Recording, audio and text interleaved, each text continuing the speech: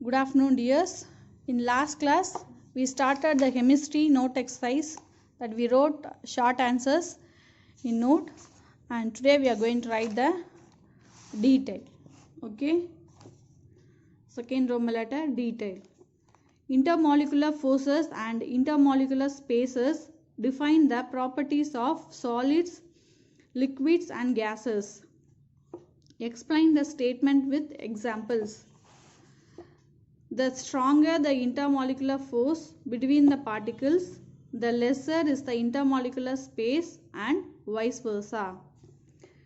The solids have strong intermolecular forces and negligible intermolecular space.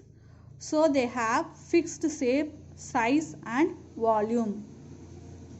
The liquids have weaker intermolecular force and more intermolecular space as compared to solids, but the intermolecular force is strong enough as not to allow the liquid spread indefinitely.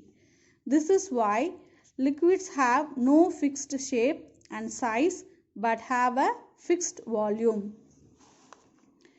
The gases have the weakest intermolecular forces and the most intermolecular spaces.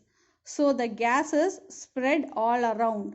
As a result, gases have no fixed shape, size and volume.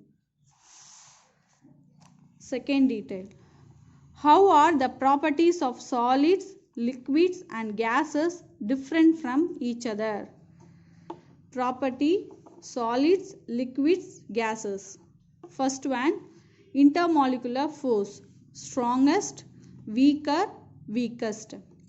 Second, intermolecular space, negligible, less, maximum.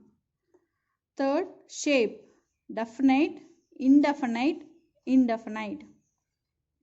Size, definite, indefinite, indefinite. Volume, definite, definite, indefinite. Flow, cannot flow, flow, flow.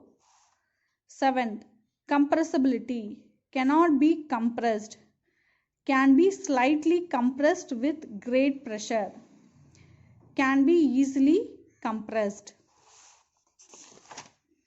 And third, explain with an activity to prove that matter has mass and occupies space.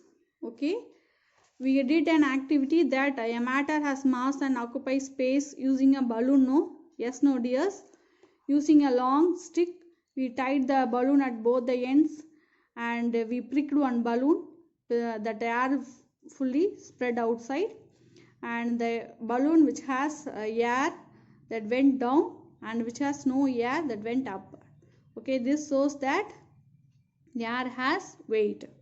So this experiment we did in the classes, previous classes. Okay, so we have to explain that. So matter occupies space and has mass.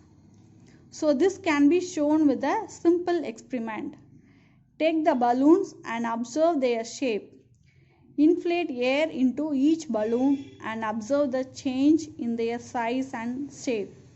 Now tie the balloons on each end of the balance and observe the balance level. Diagram A. See the diagram A. Two balloons are inflated with air and tie at the both ends. Prick one balloon with a pin and observe the change in the balance level. Diagram B.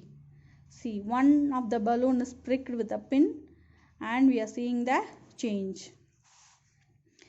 We observed that the balloons were flat before the air was filled in them. After inflating, the air occupied the space inside the balloon and hence the balloon increased in size.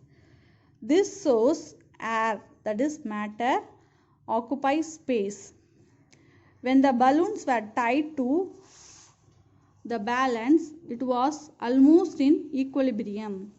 After pricking one of the balloons, the balance got tilted to the side of the other inflated balloon, which shows that the inflated balloon was heavier. This shows that air, that is matter, has mass. Okay dears, write these 3 details in your classwork note neatly and send a photocopy, and also do the homework also and send a photocopy. Okay, thank you.